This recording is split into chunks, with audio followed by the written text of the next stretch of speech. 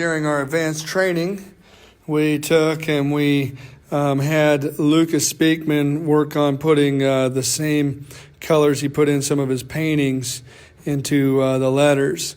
Then we had a friend of ours, Isaac McLaughlin, who has painted a little bit for us before, come in and create a little cool concept here. Create him a little warrior holding a CP shield. And then he created kind of the evolution of possibly grinding or something like that with some pretty cool little art drawings.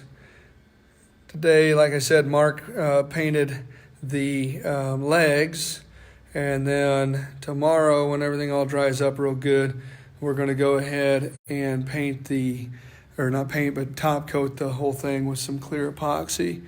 But it's just kind of a cool little project, nothing too special. The paints used on top were just acrylics, and they bond real well with minimal prep. And then the clear epoxy will be the neat coat that we use on top.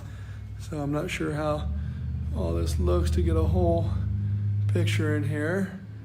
But pretty cool job, good work they've done, pretty cool. This is going to be Mark's work desk. I promised him a custom desk a while back.